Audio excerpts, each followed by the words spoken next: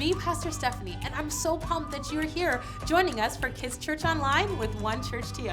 Join me today as we learn about God's love, the truth we can find in the Bible, and how God has a perfect plan for your life and mine too.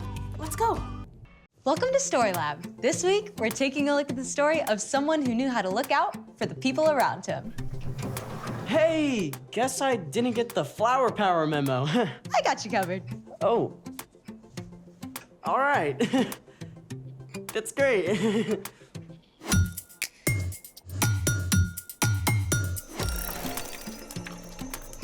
Hey, I'm Skylar. And I'm Sebastian. All summer, we're talking about what it looks like to live like Jesus. Also, we're setting up awesome activities for STEAM Camp. Science, technology, engineering, art, math. Go STEAM Campers! Rolls off the tongue. Yeah, not really. Okay, so what are we setting up today?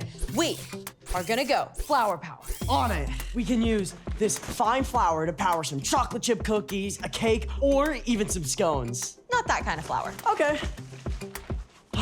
We got sunflowers, mangolds. Closer, but still no. Then how are we flower powering? How about a thermal-powered flower? That's a tongue twister.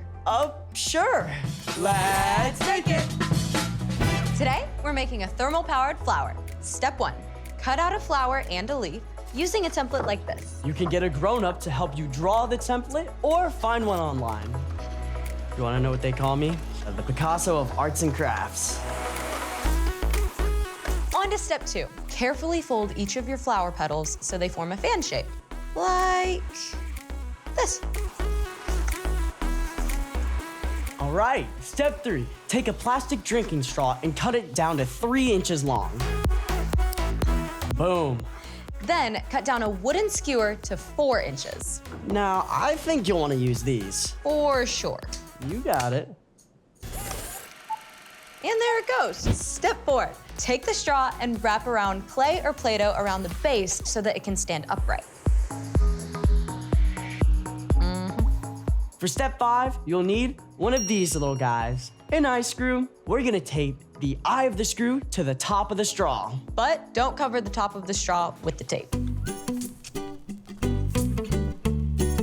On to step 6. Take the little leaf that you cut out and tape it onto the eye screw. Perfect. Step 7, take a very small piece of clay and attach the flower to the flat end of the skewer. Then drop it inside of the straw. The point should hit the table. Perfect. Okay, so now we've got this. Where's the power? Right here. Step 8, get your grown-up to help light the candles and then slide them under the flower creation. Make sure when you do, you avoid putting one directly under the leaf. I'm already seeing a little bit of movement. Whoa! Look, there it goes. Let's put all the other ones. There it goes. It's like a little flower merry-go-round. As the candle flames heat up the air around them, the warm air rises. This creates a gentle breeze that catches the petals and causes the flower to spin. You are the wind beneath my wings. Settle down, Bet. I just love how the flames provide such a great boost for the petals. Looking out for their flower friend. Speaking of looking out for others, it's time for... The story before the story. Today, we're in the book of Luke.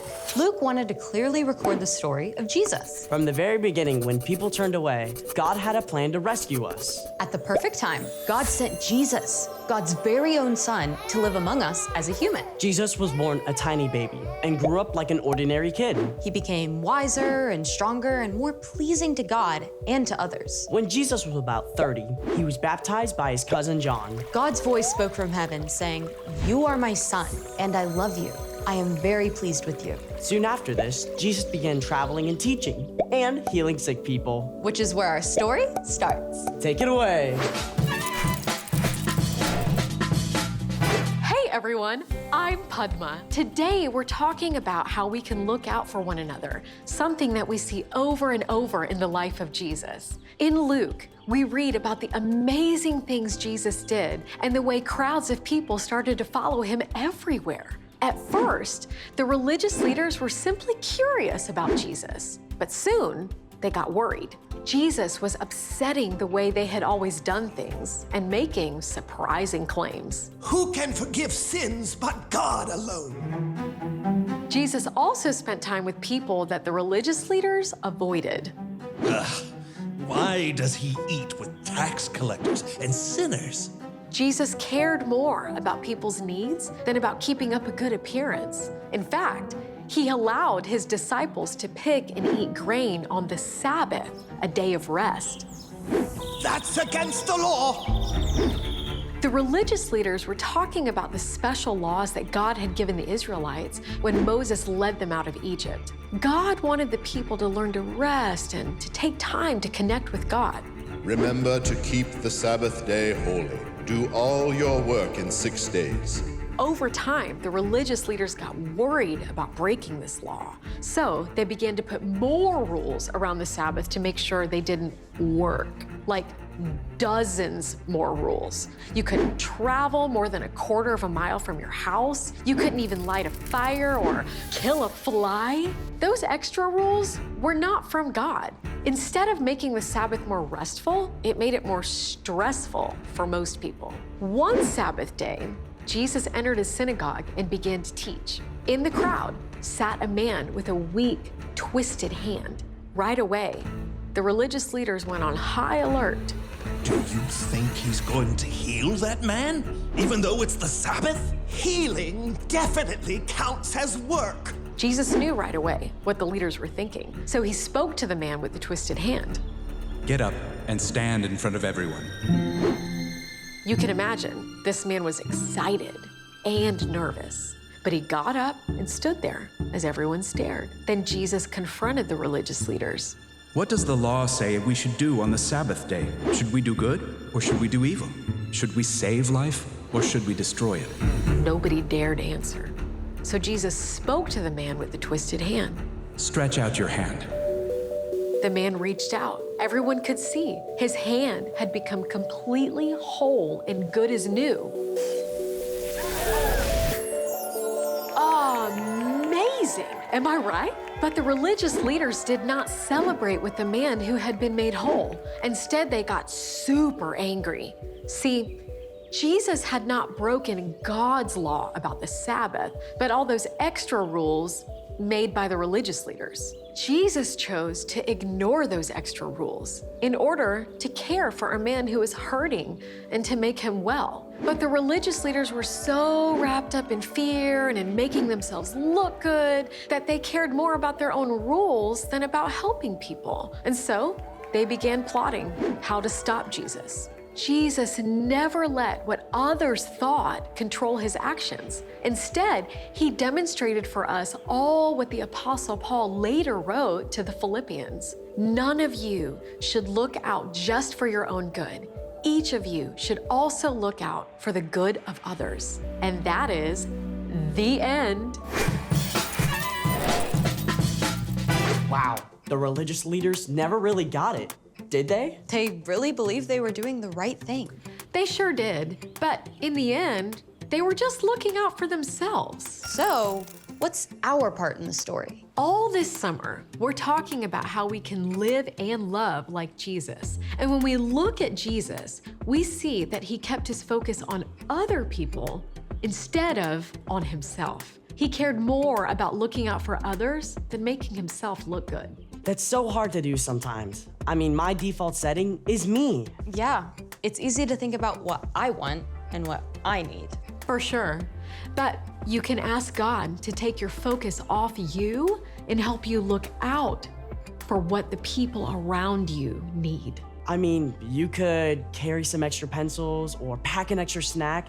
So if someone needs one, you can give it to them. You could look out for new people at school or church and invite them to hang out with you. You could be on the lookout for kids who need someone to play with at recess. For kids who need a place to sit at lunch. For kids who need someone to listen. Those are great ideas. And the more time and energy you spend looking out for others, the more God can work through you to change the world around you. I love it. I'm in. Me too. See you next time.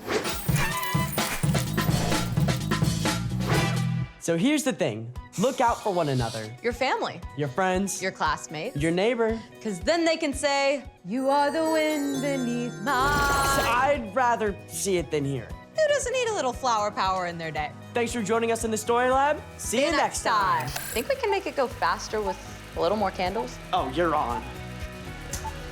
That's one. There it goes.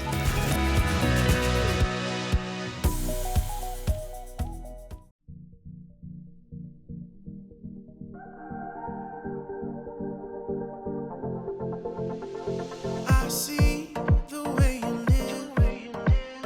I see the way you love. I want to live like you. Oh, I want to love the way you do. And I don't wanna wait forever. I know that your plans are greater. I am ready now, 'cause there's nothing better, no. Whoa, and now I know. Oh, I wanna live fully alive. Oh, I wanna live fully alive. I wanna live for you in everything I do. 'Cause I wanna live fully alive.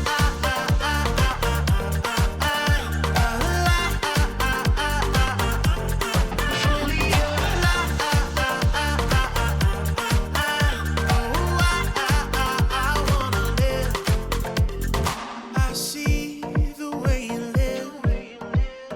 I see the way you love. And I want to live like you.